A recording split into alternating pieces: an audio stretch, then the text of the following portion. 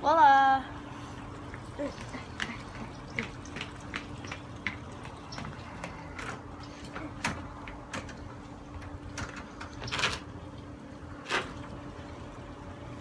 Oi!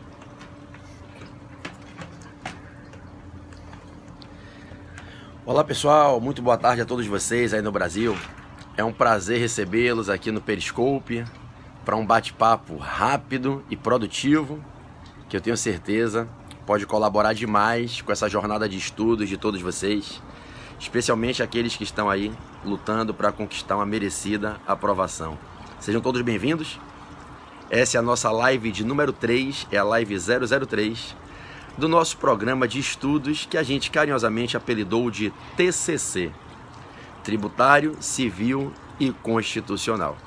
Diariamente, nós vamos estar aqui no Periscope, trazendo dicas rápidas, diretas, objetivas, sobre temas essenciais que normalmente são trabalhados pelas bancas nas provas que vocês podem vir a realizar, sejam as provas de concursos, seja a prova da OAB, independente de qual seja a banca. Bancas mais tradicionais como CESP, Carlos Chagas, FGV, ESAF, nas provas de procuradoria, nas provas fazendárias, bancas não tanto famosas, mas que merecem todo respeito, como a VUNESP, que vai fazer a prova agora para o concurso de delegado de polícia da Bahia. Então o que eu vou trabalhar com vocês nessas lives, e essa já é a terceira live, são temas essenciais, temas chaves que estão no programa do edital de qualquer concurso em que caem as disciplinas de direito tributário, direito constitucional e direito civil. Tudo bem? As lives de número 1 e 2 estão aqui disponíveis para que possam ser assistidas em reprise. Os temas que a gente abordou foram temas maravilhosos. Eu tenho certeza que vocês, quem assistiu, que vocês gostaram, tá certo? E todo mundo que eventualmente não pode ver ao vivo, quando eu faço a transmissão aqui em tempo real, pode depois organizar uma parte do dia para assistir em reprise. E a sugestão que eu dou a vocês, tenho falado isso desde a primeira live, é que tenham um caderno separado só para esse estudo do TCC. Um caderninho só para que vocês possam anotar as dicas que eu vou passando aqui. Vocês vão perceber no dia da prova que muitas questões que aparecerão na prova de vocês terão relação com o que a gente vai conversando aqui nessas lives. Tudo bem? Bom, quero deixar um beijo a todos aí, aos que são alunos e ex-alunos. Eu estou vendo muita gente conhecida na live. Meu amigo Glauber, lá da Bahia, que um dia me deu a honra de ser meu aluno na época da preparação para a OAB, lá no coaching, exame de ordem, depois fez a segunda fase em tributário, foi aprovado. Grande beijo, Glauber, você e sua família toda. Um beijo pra galera aí, Van, do coaching exame de ordem lá do Rio de Janeiro. Um beijo pra galera que estudou comigo no coaching de procuradorias, no treinamento focado em procuradorias. A galera que tá estudando comigo na turma de delegado de polícia pro concurso da Bahia. Um beijo a todos vocês. Meu irmãozinho Frank, que estudou comigo na época da faculdade ainda. Grande abraço. Então, fiquem todos aí com Deus e vamos começar essa live, tá certo? Rapaziada, toda e qualquer dúvida que vocês tiverem sobre o que a gente vai conversar aqui, mandem para o meu Instagram, para que eu possa, ou eu pessoalmente, ou alguém da minha equipe, dentro da nossa disponibilidade de tempo, tentar responder a todos vocês. Então, quem não segue ainda, siga, e as dúvidas vocês mandam lá no Instagram. O Instagram é Pedro Barreto, Portal F3, ok? Então, para dúvidas, contatos, Pedro Barreto, que é o meu nome, meu Barreto tem 2T, Pedro Barreto, Portal F3. Tamo junto? Vamos embora, sem mais delongas. Bom, a primeira dica dessa live de hoje, como sempre, é de tributário. TCC, Tributário Civil e Constitucional. Essa já vai ser a nossa dica número 7 do nosso programa de estudos. É a terceira de tributário, é a primeira de hoje, ok? É uma dica bem simples que vocês devem ter cuidado nas provas que vocês venham a realizar, ok? Vamos lá, a dica é simples e importante. Tributos criáveis por lei complementar. Tributos criáveis por lei complementar. Galera, a primeira dica de hoje, portanto, é sobre os tributos criáveis por lei complementar. O nosso Constituinte exigiu a aprovação de lei complementar para a criação de alguns tributos. Quebra-se, portanto, uma regra de que basta a lei ordinária para a criação dos tributos. Como regra, e podem levar isso para a prova de vocês, tributos se criam por lei ordinária. Não é necessária a aprovação de uma lei complementar para a criação dos tributos. Entretanto, existem exceções a essa regra. E é evidente que por ser exceção, por serem exceções a uma regra tão importante, o modo de criação dos tributos, as bancas costumam prestigiar esse tema e colocam reiteradamente em quesitos de prova. O que eu quero que vocês anotem no caderno é o rol desses tributos que, para que sejam criados, se depende de uma lei complementar. Vou dar os tributos aqui e vou dar os artigos da Constituição, para que vocês tenham um apontamento bem feito. Porque como é que cai na prova? A banca narra na questão uma historinha em que um desses tributos foi criado. Foi criado por lei ordinária, por lei delegada, por medida provisória, e não pode. Se o Constituinte condiciona a criação desses tributos a uma lei complementar, somente por lei complementar é viável a criação de ditas espécies fiscais. Nesse contexto, quando você tem a criação de um desses tributos que eu vou falar aqui agora, através de lei ordinária, de medida provisória, de lei delegada, você tem uma inconstitucionalidade formal. Então, na sua prova, se qualquer desses tributos que eu vou falar agora aparecer numa questão em que se narre que houve criação de quaisquer deles através de lei ordinária, lei delegada ou medida provisória, você vai reconhecer ali uma inconstitucionalidade, você vai marcar correto se disser que é inconstitucional, você vai marcar falso se disser que é constitucional, e você vai marcar correto para a questão que apontar que o fundamento é a inconstitucionalidade formal, porque somente por lei complementar é possível a criação desses tributos, ok? Quais são eles? Vamos anotar? 4 dos 5 casos envolvem tributos da União. Em 4 dos 5 casos, nós temos tributos federais. Em um caso, nós temos um tributo estadual. Ok? Quais são os 4 casos de tributos federais que dependem de lei complementar para a sua instituição? Anota aí. Empréstimos compulsórios do artigo... Você bota o café para mim, irmão? Do artigo 148 da Constituição. Empréstimos compulsórios do artigo 148 da Constituição. É o primeiro caso em que somente por lei complementar se pode criar um tributo. Empréstimos compulsórios do artigo 148 da Constituição. Segundo, imposto sobre grandes fortunas. Imposto sobre grandes fortunas do artigo 153, inciso 7 da Constituição. Imposto sobre grandes fortunas do artigo 153, inciso 7 da Constituição. Um parênteses rápido. Quem já assistiu minhas aulas, quem já fez o módulo de tributário comigo lá no portal F3, eu tenho certeza que vocês sabem que eu defendo uma posição particularmente minoritária, junto com alguns colegas de alto nível na doutrina, que o IGF poderia ser criado por lei ordinária, desde que uma lei complementar preventiva definisse o que é uma grande fortuna. Eu sou um daqueles que na doutrina minoritária sustentam que o papel da lei complementar para o IGF não é criá-lo, é definir o que é uma fortuna, modulá-la em pequena, média ou grande. Esse é o papel da lei complementar, definir o fato gerador, a base de cálculo e o sujeito passivo. O que são grandes fortunas? Feito isso, uma lei ordinária poderia criar o IGF. Bom, entendo que essa é a maneira correta de interpretar a Constituição, mas não é o que prevalece. O que prevalece, e tem sido gabarito de provas, é que o IGF, o Imposto sobre Grandes Fortunas, tem que ser criado por lei complementar. Infelizmente, o meu pensamento não prevalece, mas nem por isso a gente vai brigar ou fazer carinha feia, nem nada disso, correto? Então, o segundo tributo, que depende de uma lei complementar para ser criado, é o Imposto sobre Grandes Fortunas, e a norma constitucional que você deve redigir aí no seu caderno está prevista no artigo 153, inciso 7 da Constituição. 153, inciso 7 da Constituição, ok? O terceiro caso é o dos impostos residuais. Foco, força, fé e café. O terceiro caso é o dos impostos residuais, ok? A União, para criar impostos residuais, tem que fazê-lo mediante lei complementar. Não pode a União, por lei ordinária, medida provisória ou lei delegada, criar impostos residuais. Anota, essa previsão consta no artigo 154, inciso 1 da Constituição. Artigo 154, inciso 1 da Constituição.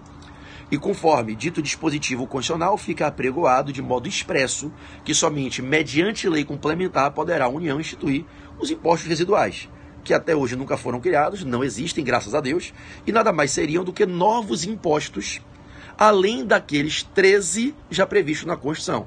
Se a União quiser criar um 14º, um 15º imposto, um 16º, ela pode. Seria um imposto residual. Para fazê-lo, se curva a certos limites estampados no texto do próprio artigo 154, inciso 1. Dentre esses limites, o que impõe que a criação seja feita mediante lei complementar. O quarto caso de tributo que depende de lei complementar. Contribuições residuais para o custeio da Seguridade Social. Contribuições residuais de Seguridade Social. As contribuições residuais para custear a Seguridade Social, lembre, Seguridade, Saúde, Previdência e Assistência. Saúde, Previdência Social e Assistência Social, Seguridade Social. Contribuições residuais para levantar mais dinheiro, mais receita para o custeio da Seguridade Social só podem ser criadas por lei complementar. Então você vai anotar no seu caderno o artigo 195, parágrafo 4º, 195, parágrafo 4º da Constituição, e você vai combinar, o próprio parágrafo 4º do 95 já faz essa remessa, você vai combinar com o 154, inciso 1, que você anotou há pouco, dos impostos residuais. Então, você vai combinar dois dispositivos constitucionais, o artigo 195, parágrafo 4º, combinado com o 154, inciso 1, e é na interpretação sistemática desses dois dispositivos que você vai compreender que para que se criem contribuições residuais para o custeio da Seguridade Social, é necessário lei complementar, ok? Então, se cai na sua prova que a União está pretendendo criar uma nova contribuição de Seguridade Social, além das que já estão previstas na Constituição. A União quer criar uma outra fonte de custeio para a Seguridade Social, além das contribuições, que são as fontes de custeio já previstas na Constituição. A União pode criar essas contribuições residuais para a Seguridade Social? Pode, Bia, pode, desde que por lei complementar. Então é necessário lei complementar para a criação das contribuições residuais para o custeio da Seguridade Social, ok? Minha amiga Giana, lá de Fortaleza, me deu a honra de treiná-la na segunda fase de Constitucional. Um beijo, Gi. Então, fechamos aqui os 4 casos, falta um quinto, os 4 casos, Lu, de tributos federais que só podem ser criados mediante lei complementar, ok? Quais são esses 4? Empréstimos compulsórios, imposto sobre grandes fortunas, impostos residuais e contribuições residuais para o custeio da Seguridade Social. O quinto caso é polêmico. Não há unanimidade na doutrina. Grande Clailton, advogado de sucesso lá em Manaus, advogado tributarista lá em Manaus. Um dia, há muitos anos, foi meu aluno na segunda fase de Direito Tributário, faz parte do bloco dos meus alunos do Amazonas, aprovados na segunda fase de tributário da OAB. Um beijo, irmão.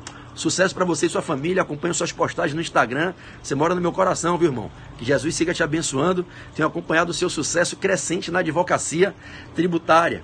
Um beijo grande. Um beijo para a Diana também, que está aí em Belém do Pará. Um beijo de minha aluna do coaching Exame de Ordem. Vamos juntos. Então, moçada, para a gente caminhar aqui, para a gente prosseguir. O quinto caso é polêmico.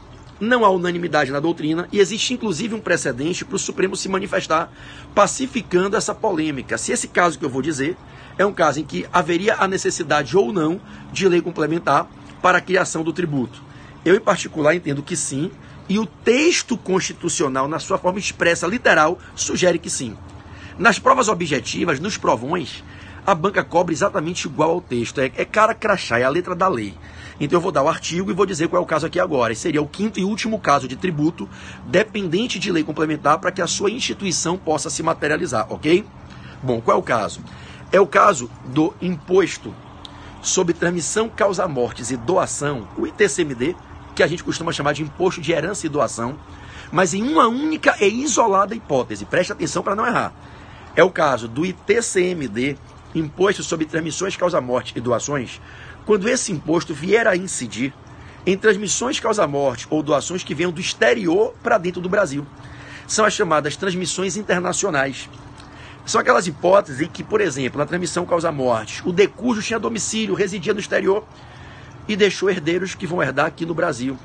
O decújo teve seu inventário, seu arrolamento processado no exterior, deixando bens para um destinatário herdeiro ou legatário aqui no Brasil. Ou no caso da doação, o doador tem domicílio, tem residência no exterior, está doando para um donatário aqui no Brasil. Que estado pode tributar? Então, a nossa Constituição, e eu vou dar o artigo para vocês aqui, ela diz expressamente que é necessário lei complementar para viabilizar a instituição do imposto sobre transmissão, causa-morte e doações a incidir nessas hipóteses, em que o decújo tinha domicílio ou residência, ou teve seu inventário ou arrolamento processados no exterior, ou então, Cacá, um beijo para você aí em Manaus, ou então o doador tem domicílio ou residência no exterior. Bom, anote aí por gentileza, porque esse artigo cai toda hora em prova. É o artigo 155, parágrafo 1º inciso 3 da Constituição. Artigo 155, parágrafo 1º, inciso 3 da Constituição, ok? Então, vocês terminaram aí comigo agora a dica 1 da live de hoje. A primeira dica das 3 dicas da live de hoje. Vocês sabem que nesse nosso programa de estudos TCC, sempre teremos 3 dicas. Uma de tributário, uma de civil e uma de constitucional. Eu espero fazer pelo menos aí umas 100 lives com vocês, para deixar no caderninho de vocês 100 dicas registradas de tributário, 100 de constitucional e 100 de civil. E eu tenho certeza que só tema bom, só tema forte de prova, esse caderno vai valer ouro para ajudar vocês na direção da aprovação. Tudo bem? Bom, então, Carlinha, você que me vê aí em Santa Catarina, muito obrigado pelo carinho. Então, vamos lá, todo mundo junto comigo aqui, beleza? Fechamos tributário. A dica 1 de hoje foi tributos que dependem de lei complementar. E o que é que a gente entendeu? Que tributo se cria por lei ordinária, essa é a regra, mas existem 5 exceções. 4 delas para tributos federais, essa última que foi a 5ª para um tributo estadual. Só por lei complementar se pode criar empréstimo compulsório, impostos residuais, contribuições residuais de seguridade social, imposto sobre grandes fortunas e o imposto sobre transmissão, causa morte e doação, quando a transmissão vem do exterior para dentro do Brasil. Maravilha? Dani, você que está aí em Vitória do Espírito Santo, tributário é uma matéria fácil e simples. Se você se dedicar e estudar com um professor didático, que transmita as informações com paciência, você vai dominar tudo. É uma matéria extremamente lógica, a quantidade de assuntos é muito pequena, é uma matéria pequenininha e você pode ter certeza que se você se dedicar, você domina tudo. Se você me der a honra de lhe treinar, se você fizer o meu curso de tributário, eu posso garantir a você que você vai aprender essa matéria de ponta a ponta, porque ela é simples, eu ensino com simplicidade, sem perder a profundidade, sem deixar de dar profundidade na explicação do tema, mas de modo simples, com processo de repetição, e você pode ter certeza do que eu estou lhe falando. Compra o meu módulo lá no site do Portal F3, assiste minhas aulas de tributário e depois você conversa comigo. Se você me disser com sinceridade que você não aprendeu, que você não gostou, que você não entendeu, eu devolvo o seu dinheiro. Aceita o desafio. Eu te prometo que depois de algumas aulas você vai estar apaixonada por tributário e você vai estar me agradecendo por uma oportunidade enorme que vai se abrir na sua vida. Porque o direito tributário abre um leque de possibilidades na área jurídica para todos nós. Desde uma advocacia contenciosa, a uma advocacia consultiva, a você se preparar para trabalhar com a emissão de pareceres, a você poder, cara, tem uma base forte para participar de concursos de procuradorias, que são concursos maravilhosos, em que tributário é uma matéria que tem peso dobrado. Quem sabe tributário entra na lista da tropa de elite, brigando pelas vagas de concursos de procuradorias. É muito bacana, tá? Reflete sobre isso. Vamos para o direito civil. A dica 2 de hoje é em direito civil.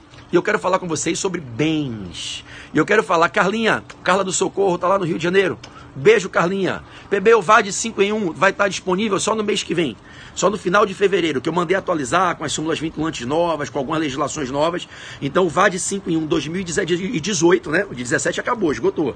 O 2018 vai estar no final de fevereiro, disponível para todo mundo poder adquirir. Tá? O VAD 5 em 1 com todas as nossas remissões, organização temática, aquele VAD diferenciado, que é fruto de um trabalho de mais de 15 anos de sala de aula meu e do meu irmão. Né? O VAD em parceria PB e RB, ok? Vamos embora. Galerinha, bens móveis e imóveis por destinação legal. Bens serve para a segunda fase, tributário e constitucional, com certeza. A galera toda faz com ele e passa e agradece, que o VAD, amigo, faz a prova para você. O VAD tem um caminho das pedras, todo com remissões lícitas, todo organizado. Você vai com ele para a prova, o VAD te indica as respostas. Pode confiar. Então vamos voltar aqui. Bens móveis e imóveis por destinação legal, ok? Então, a dica número 2 da live de hoje, que já é a nossa dica de número 8, já é a terceira dica de civil, é sobre bens. A primeira dica foi sobre negócio jurídico, a segunda foi sobre pessoas naturais, agora tem que ser sobre bens, correto? Então, bens móveis e imóveis por definição legal. Gente, é muito comum que nas provas de direito civil, de parte geral do direito civil, nas questões envolvendo a parte geral, as bancas tragam essa questão. Não raro, numa prova, quando cai em questões de parte geral, cai uma questão sobre bens. Os bens são classificados sob diferentes critérios e perspectivas analíticas e classificatórias. Uma das mais importantes classificações dos bens, quando analisados em si mesmos, é a classificação que distingue os bens em móveis ou imóveis. E ela é importante porque diversas regras do ordenamento jurídico são idealizadas e direcionadas, ora, apenas para imóveis, ora, apenas para coisas móveis. Tanto normas de caráter tributário, como normas de caráter penal, como normas de caráter administrativo, como normas de caráter civil, são, ora, aplicáveis apenas para coisas móveis, ora, aplicáveis apenas para bens imóveis. Quando a gente fala, por exemplo, de alguns crimes contra o patrimônio, como furto, roubo, extorsão, você sabe que são crimes que se aplicam quando a gente tem, né, uma relação com a coisa móvel e não com a coisa imóvel. Quando a gente fala da desapropriação lá no direito administrativo, as regras para a desapropriação não serão necessariamente iguais, caso eu esteja valorando um bem móvel ou um bem imóvel. Quando eu falo sobre uso capião de coisa móvel ou imóvel, prazos, regras, né, requisitos materiais, formais, temporais são diferentes. Quando eu falo da tributação sobre a aquisição de bens móveis ou imóveis, ora eu posso ter o ITBI, ora eu posso ter o ITCMD, então existem diversas situações na vida, né, em que é importante eu saber se determinado bem é móvel ou imóvel, para que eu identifique qual é o regime jurídico que vai reger certas relações de determinados sujeitos com aquela coisa. Então, uma das mais importantes classificações que a gente tem sobre os bens é exatamente essa, a que distingue os bens em móveis ou imóveis. E aí entra uma grande pegadinha de prova, por quê? Porque as pessoas normalmente, elas analisam essa classificação apenas pelo critério da fungibilidade, tangibilidade, tocar na coisa.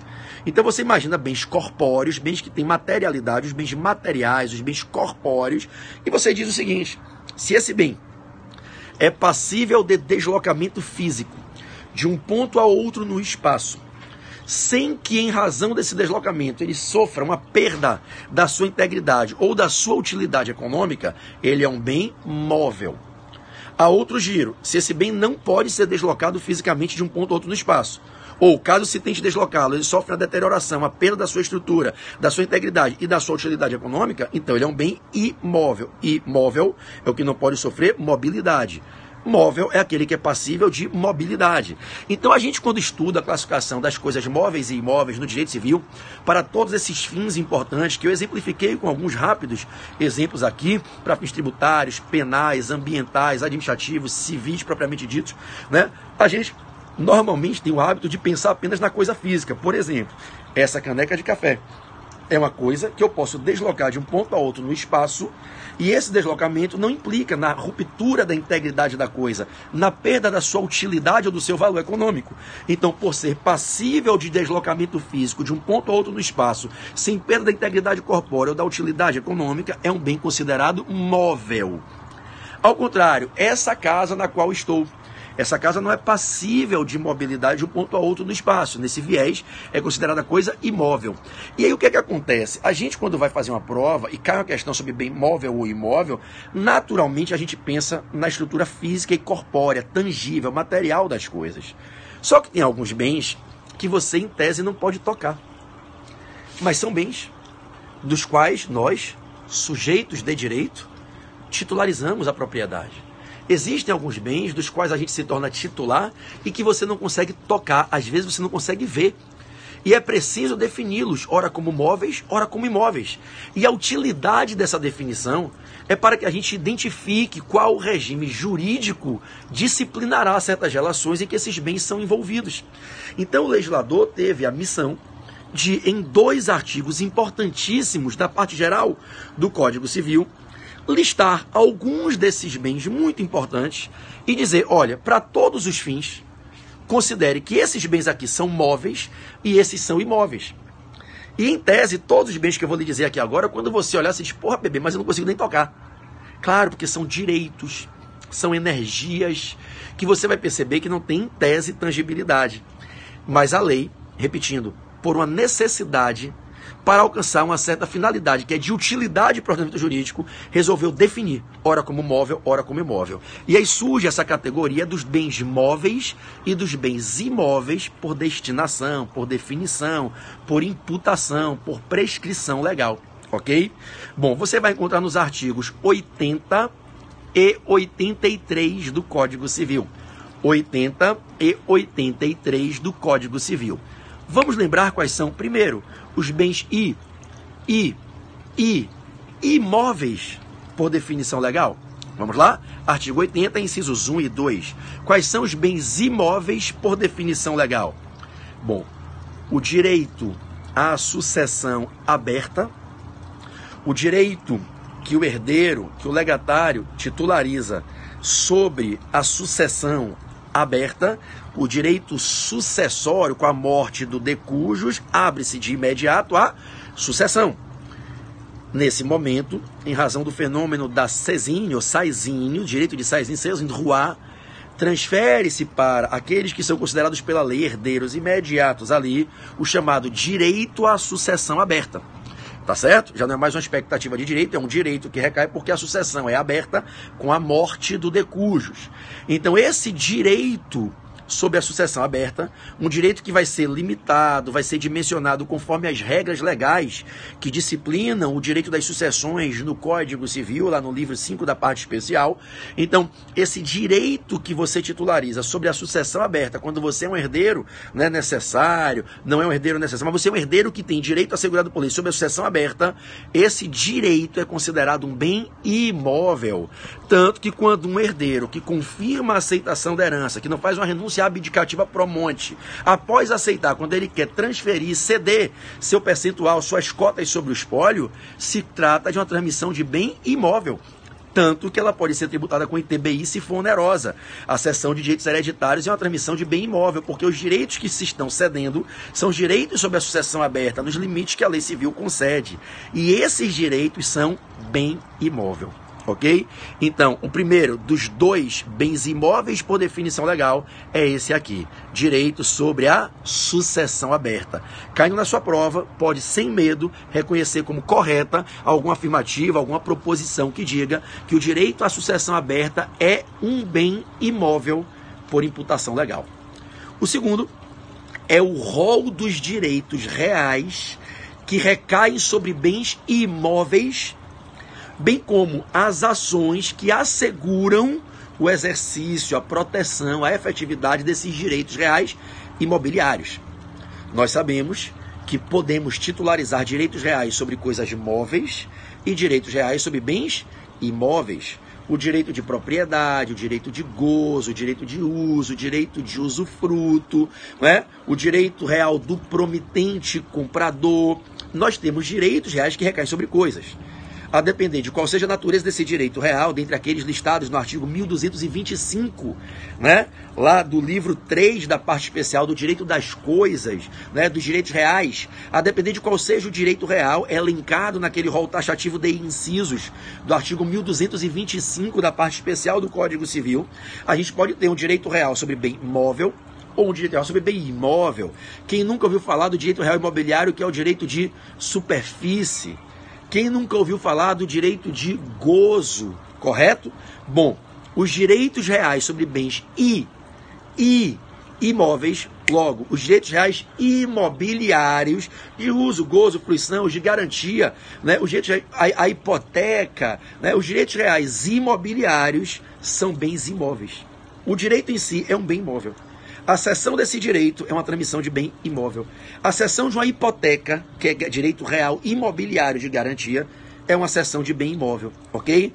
No mesmo linear, as ações que o ordenamento jurídico disponibiliza para que o titular desse direito alcance um provimento jurisdicional protetivo desse direito, as ações assecuratórias da efetividade dos direitos reais imobiliários também são bens imóveis. Então vamos fechar quanto aos imóveis, para a gente ir para as coisas móveis.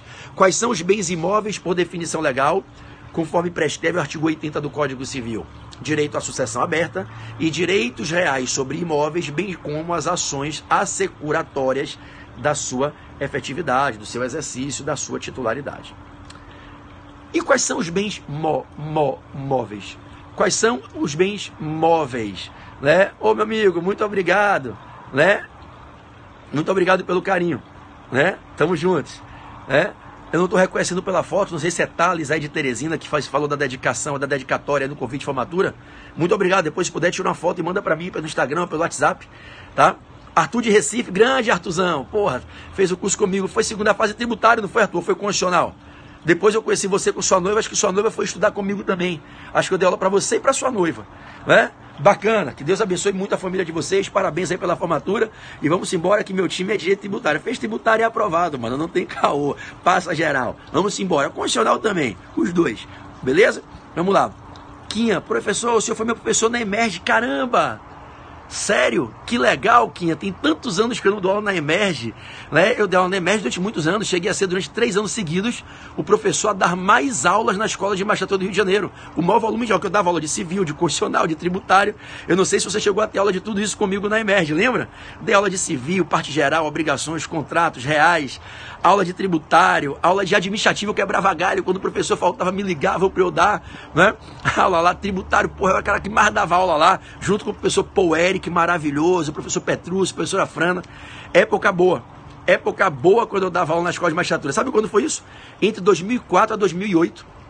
Depois de 2008 eu saí de todas as escolas, eu devolvi minhas turmas da Amperge, da FEMPERG, saí da Emerge e fiquei exclusivo nos meus cursos, né? Fundei meus cursos e passei a ser professor exclusivo das minhas próprias empresas. E aí não mais disponibilizei minha agenda para outros cursos. Mas muita saudade, muito carinho com os alunos e ex-alunos da Emerge. Uma turma maravilhosa. Um grande beijo para você, viu? Muito feliz aqui com a sua intervenção. Trouxe um saudosismo gostoso no meu coração. Época maravilhosa, né? Época maravilhosa. Um beijo. Fique com Deus e obrigado pelo carinho, pelo reconhecimento. Muito orgulho de você também. Vamos lá? Então, vamos lá. Quais são os bens móveis, Quinha? Por definição legal. Vamos lá? São, todo mundo comigo agora, hein? Os direitos reais sobre coisas móveis, os direitos reais sobre coisas móveis e as ações que os protegem, e as ações que viabilizam a proteção da sua integridade, legitimam a efetividade do seu exercício, protegem sua integridade.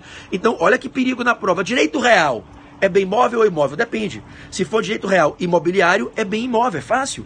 Se for direito real mobiliário, é bem móvel. Uma ação para proteger o exercício de um direito real imobiliário. Essa ação, a titularidade do direito de usar essa ação é um bem imóvel. Mas se fosse uma ação para viabilizar o exercício de um direito real mobiliário, o direito a essa ação é um bem móvel. Ok? Então são bens móveis por definição legal. Os direitos reais sobre coisa móvel e as ações que protegem sua efetividade. Continua junto comigo agora. Os direitos pessoais de caráter patrimonial. Direitos pessoais não são direitos reais, correto, moçada?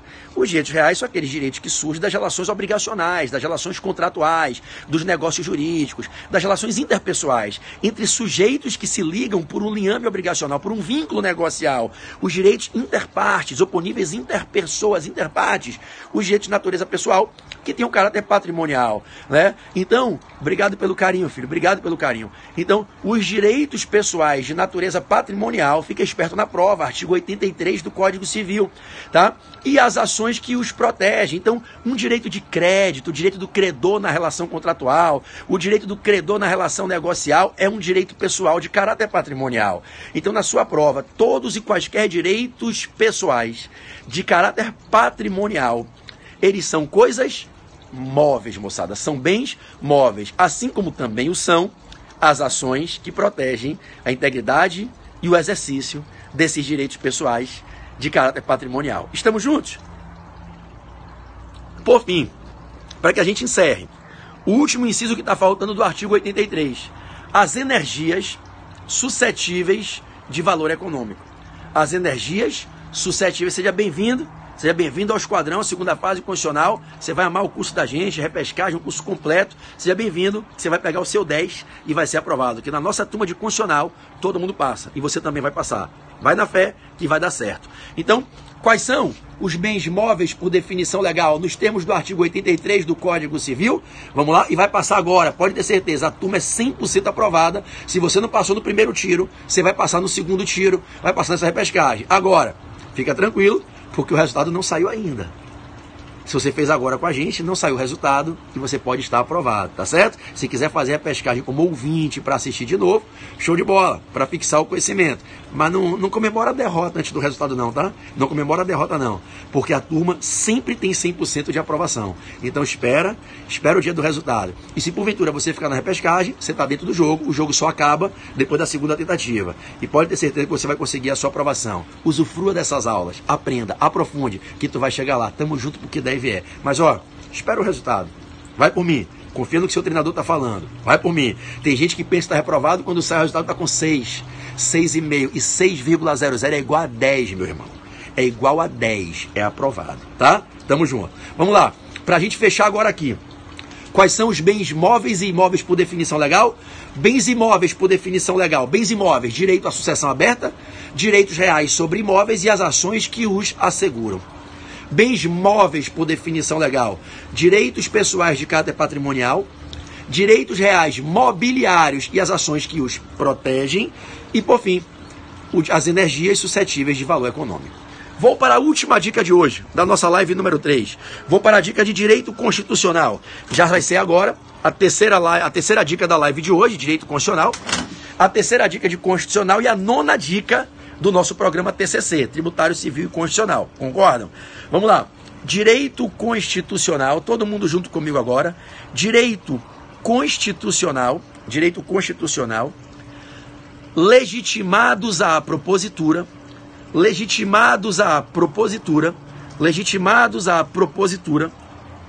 das ações de controle abstrato de constitucionalidade.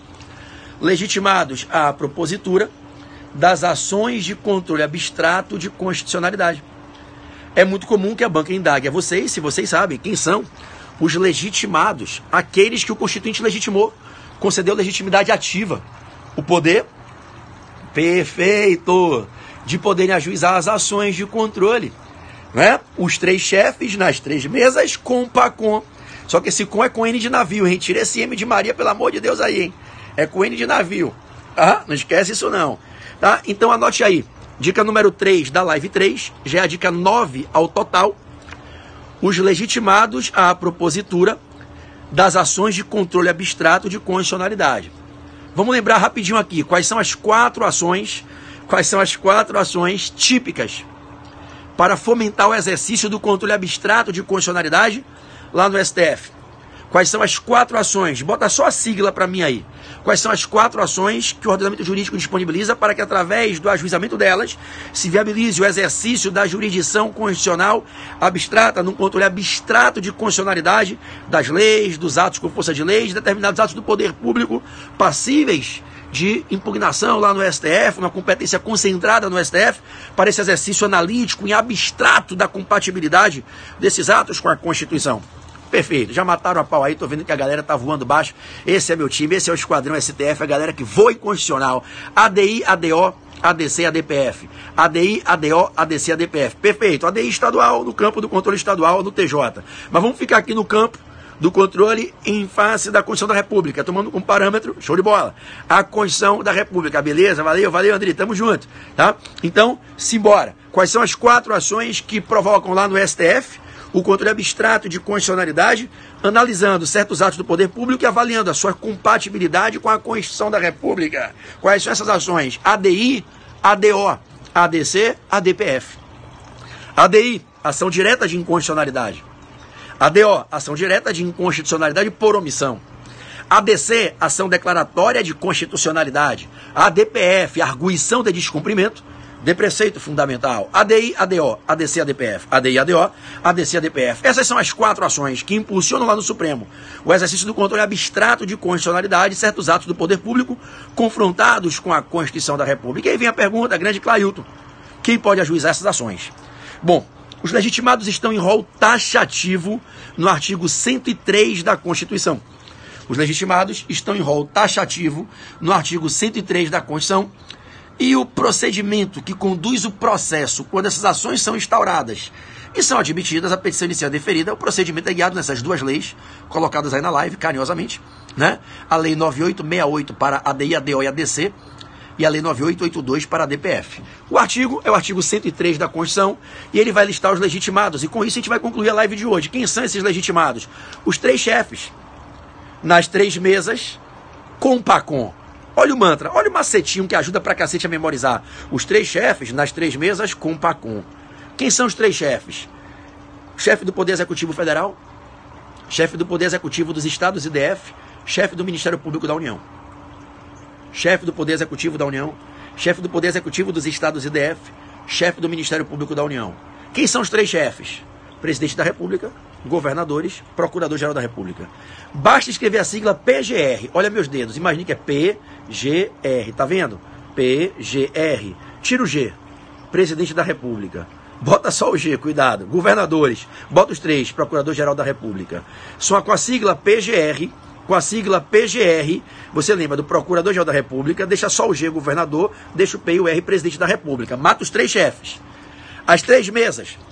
Mesa diretora da Câmara dos Deputados Federais, mesa diretora do Senado Federal e a mesa diretora do Poder Legislativo dos Estados e DF. Mesa diretora do Poder Legislativo, do órgão que representa o Poder Legislativo nos Estados e DF, que é a mesa diretora da Assembleia Legislativa Estadual, e quando é no DF a gente chama de Câmara Legislativa do Distrito Federal. Então, quais são as 3 mesas? Mesa diretora da Câmara dos Deputados Federais, mesa diretora do Senado e mesa diretora de Assembleia Legislativa Estadual ou da Câmara Legislativa do Distrito Federal. Beleza? Os 3 chefes nas 3 mesas. Compacom. Compacom. O que significa Compacom? É um mantrazinho para a gente memorizar as demais entidades que foram acopladas aos 3 chefes e às 3 mesas para que possam ajuizar a DIADO, ADC e ADPF. Com Conselho Federal da OAB. Conselho Federal da OAB. Partido político com representação no Congresso Nacional. Partido político com representação no Congresso Nacional. Último com confederações sindicais ou entidades de classe de âmbito nacional. Compacom, Conselho Federal da OAB, partido político com representação no Congresso Nacional, confederações sindicais ou entidades de classe de âmbito nacional. Tamo junto, rapaziada. Então vamos repetir. Quem são os legitimados que receberam do Constituinte essa autorização, essa legitimação, para que possam ajuizar as ações de controle abstrato? Presidente da República, governadores, Procurador-Geral da República. Presidente, governadores e o PGR. Mesa diretora da Câmara dos Deputados Federais, mesa diretora do Senado, mesa diretora das Assembleias Legislativas Estaduais e da Câmara Legislativa do Distrito Federal.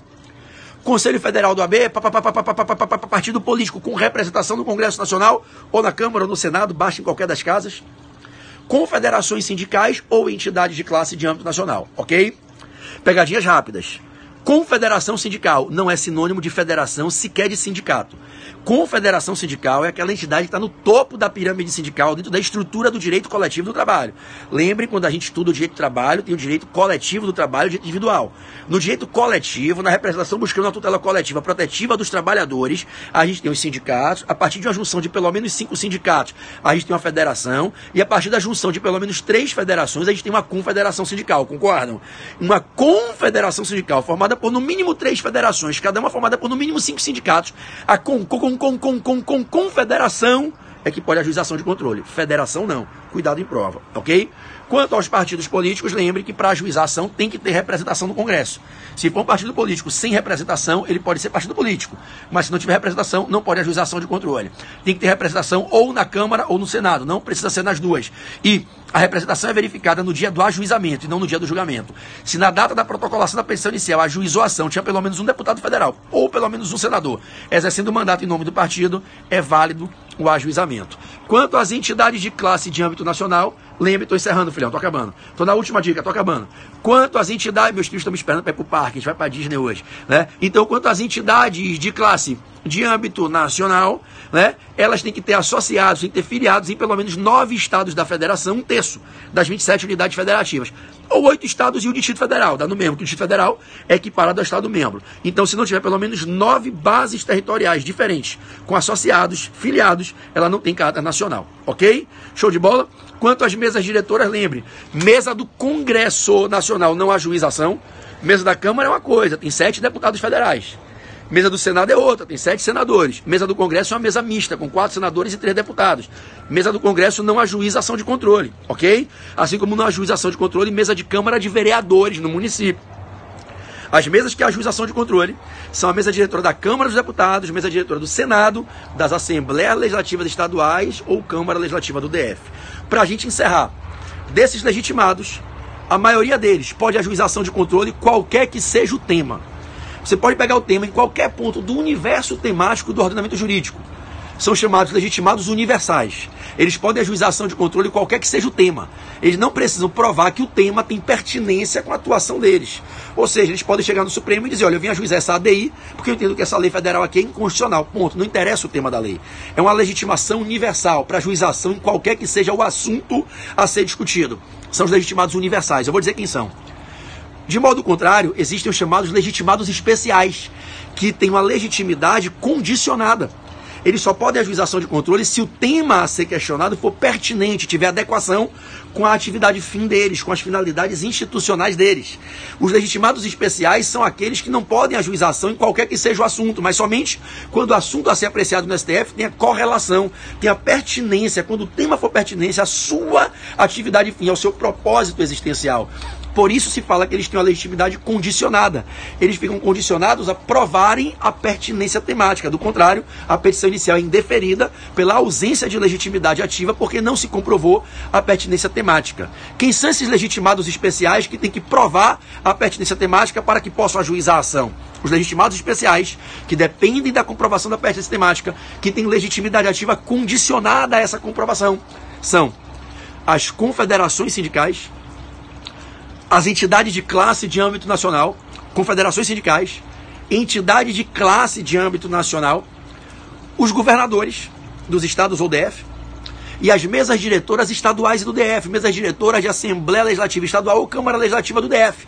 Então você pega os estados e o Distrito Federal e bota os dois poderes, executivo e legislativo, pega as confederações sindicais e as entidades de classe de âmbito nacional. Esses quatro, esses são os legitimados especiais. Caiu na prova, são eles que têm que provar pertinência temática. Governadores estaduais e do DF, mesa diretora de Assembleia Legislativa Estadual e da Câmara Legislativa do DF, e confederações sindicais e entidade de classe de âmbito nacional. Todos os outros são legitimados universais, podem ajuizar ação qualquer que seja o tema. Presidente da República, PGR, Conselho Federal do AB, mesa diretora da Câmara dos Deputados Federais, mesa diretora do Senado, partido político com representação no Congresso Nacional, legitimado universal, pode ajuizar ação qualquer que seja o tema. Moçada, vou me despedir de vocês e quero lembrar que hoje de noite, 22 horas de Brasília, 19 horas para mim aqui em Orlando, na Flórida, eu vou fazer uma puta revisão de tributário, varrendo os pontos do programa do edital do concurso para delegado da Bahia. E os temas que estão lá, amigos, são os mesmos temas que estão nos concursos de que vocês possam querer fazer, outros concursos, na prova do AB, porque o direito tributário é o mesmo para todo mundo. E o programa é pequenininho. Então hoje, já bote na sua agenda que hoje, 22 horas, horário de Brasília, eu vou fazer uma revisão fodástica, de alto nível, varrendo o direito tributário. Aquela revisão que quando acaba você está adrenalizado, feliz, que você aprende uma porrada de coisa, revisa um monte de coisa e você vai sair feliz da vida. Eu quero lhe fazer um pedido. Divulgue aos seus amigos. Divulgue a todos os seus amigos para assistir essa revisão hoje de noite. Fale assim no seu grupo particular do WhatsApp. Galera, vai ter uma aula foda de um professor que está lá nos Estados Unidos e vai dar uma aula pra gente aqui no Brasil, 22 horas, no Periscope do Amo Direito. Não vai ser aqui no meu Periscope. Vai ser no Periscope do Amo Direito. Hoje, 22 horas. Uma mega revisão de tributário. E o meu pedido a você é que divulgue a todo mundo. Traga em peso a galera para essa revisão de hoje. Eu lhe prometo que eu vou dar a melhor revisão da sua vida hoje de noite. Tamo junto? Qualquer dúvida que vocês tenham aí, manda pro meu Instagram. Meu Instagram é Pedro Barreto, Portal F3. Valeu? Laís, vem dar tchau pra galera aqui que eu vou encerrar a transmissão. Minha princesa, minha bonequinha, tá aqui, pai, acaba essa live. A gente tem que ir pro parque. Vamos lá. Fala tchau, galera. Tchau. Minha princesa da minha vida, a boneca do meu coração. Agora eu sou dela, galera. Agora eu sou só dessa pirralha. Dela e do irmãozinho dela. Beijo. Tchau, Brasil. Tchau, galera. Fiquem com Deus.